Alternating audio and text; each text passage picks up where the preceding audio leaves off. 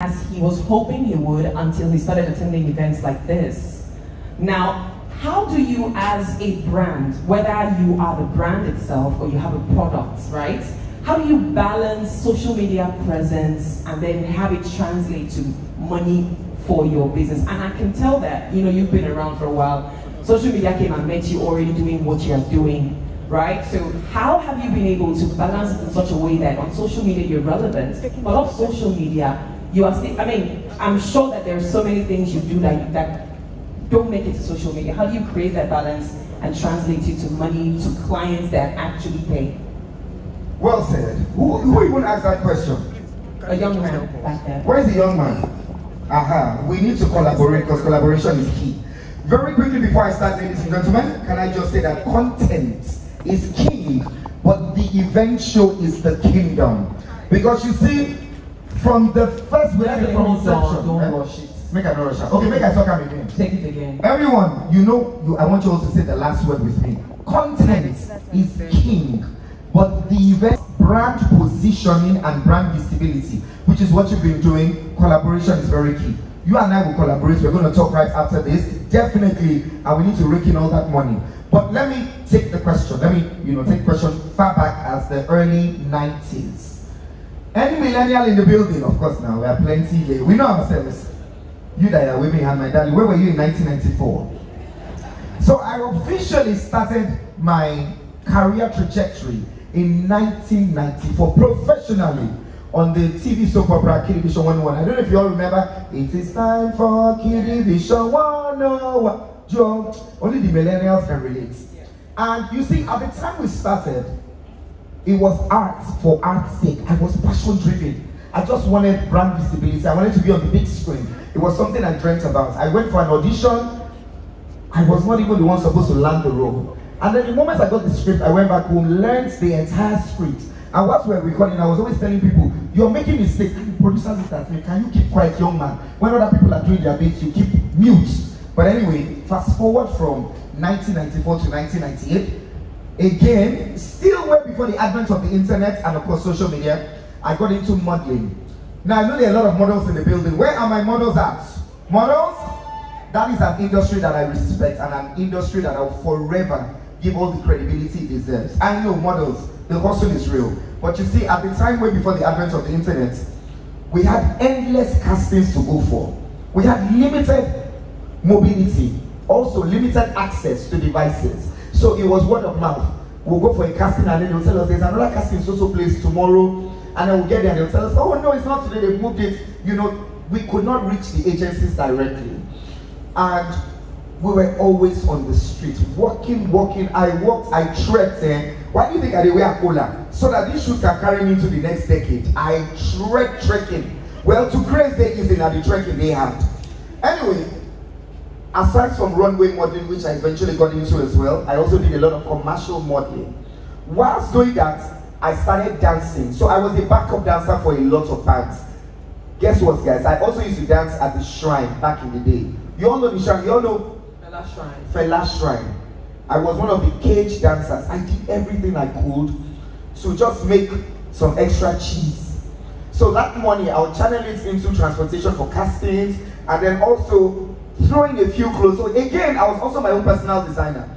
So I was making my own clothes. Now I don't absolutely have the time for that. I can get anything I want to wear. But then I had limited apparel. So it was like 2 shirts, 3 jeans. I'm not here to share a sob story, but I just want you to understand that I was not making money at the time.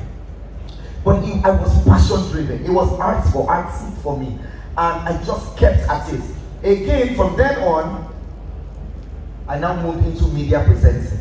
In 2005, I walked into the admin office for the Sound City Music Channel at the time, and I auditioned, screen test upon screen test. Remember, we had to go like over 10 times, twice in a week, 3 times in a week, twice in a day.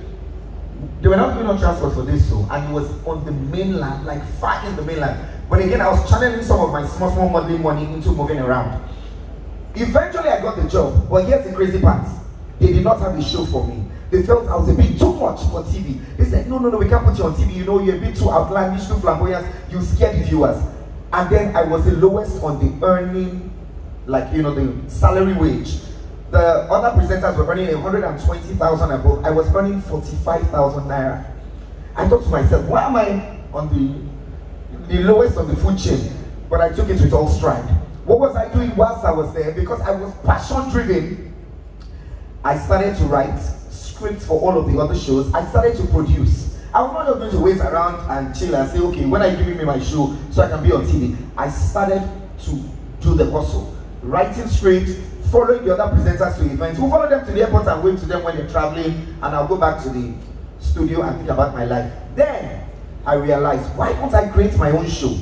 Why do I have to wait for the brand to give me my own TV presence, brand visibility, and brand positioning? Let me create mine. So I thought of doing a show before every event, which is how we came up with Sound City Specials, and you all know me as the red carpet king. Ladies and gentlemen, I can authoritatively say it here today. 2024 the event show, I single-handedly revolutionized the red carpet culture in Nigeria.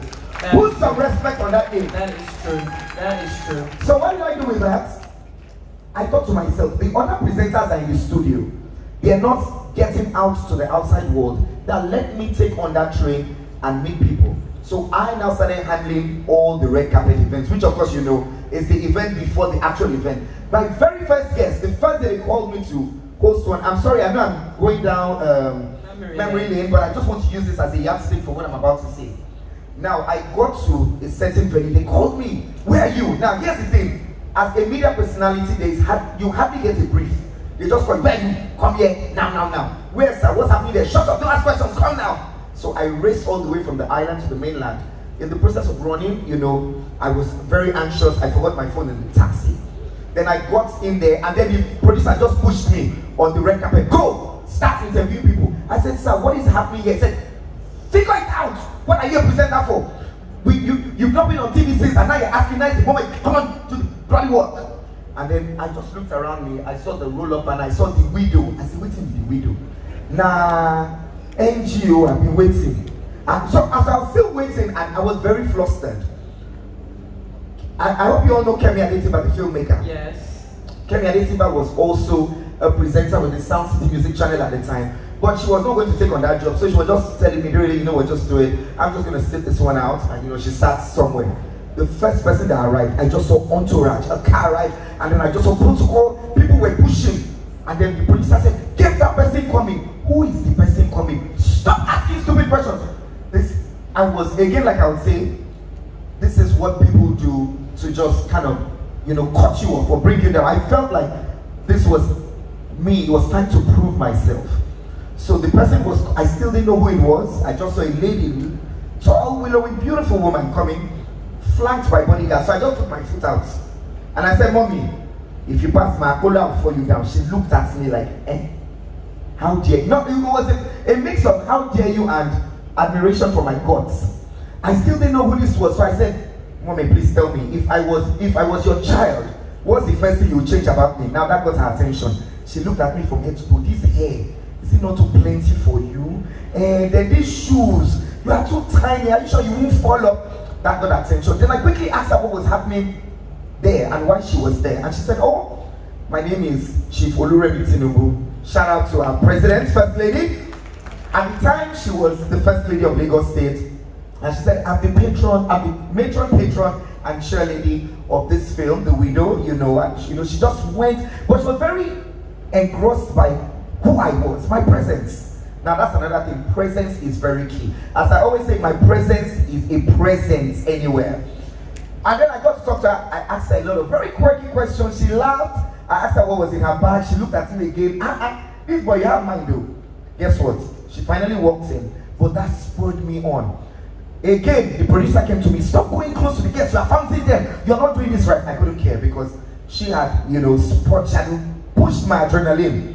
The event finally was rounding up. I eventually got to, you know, interview everyone. I was, with each interview, I remember Genevieve Naji came in at the time. I knelt down and I was like, Genevieve, marry me. And she said, yes. You know, I was just having a ball with everyone. When the event ended, one of the bodyguards just came. I recognized him from the protocol of the First Lady. And he said, come. First Lady wants to talk to you. I just put my hand on my head. Hey, I don't enter this one. I'm sure she wants to give me a pep talk on getting too familiar with a dignitary like herself. So I went, I started apologizing. I said, hey, don't apologize for who you are. Don't apologize for your gifts. How long have you been in this business? I said, Mama, this is my, this on a training ground for me. She said, what? She just bent, brought out a bundle. Remember my salary was 45,000 naira. Brought out a bundle, crisp mint notes, 100K, 50-50, and she just gave me. You are amazing at what you do. Don't stop. And no one has ever interviewed me this way. I still kept thinking about you when I stepped into the hall. I couldn't get you out of my head. She now said to me, only job on here, that's you're a troublemaker, a troubleshooter, you're a fire starter. She said, I love you to bits. I've adopted you. The money was in my hand like this. I was still looking. I said, Mommy, a shake. I said, don't worry, don't worry. And then I quickly put some. Then the producer called me. What was she telling you? See, I told you, you were too forward. I'm shocked. I got the money. He said, wait. I said, nothing, no. I looked the money. From 45K to 100K in one day. I said to myself, wow, now it's time to position myself. Yes, it might sound very flimsy. It sounded like one of those, fairy tale experiences or scenarios. But guess what? From then on, I realized that mixing with people, because I'm a people's person, so I leverage on that. I never forget a name and I never forget a face. Even if I forget that name, if you tell me where we met, trust me, I will finish it up for you. And that's what has helped me over the years. So what I did over time with the brand, I stepped out of presenting and I started walking into offices. I remember going into the MTN office and I said, we want to do a campus storm. At that time, I had hosted an MTN event. I'd met the director. But guess what? Again, I was selling the brand. I was not selling myself. So I got caught up in pushing the Sound City Music channel. I was making money for the brand, but the money was not coming to me. Before I left the channel, we owed a salary for 2 years, but I was the one who was working non-stop. Yes, I'm sorry, it's in the past now, but I want to share these experiences.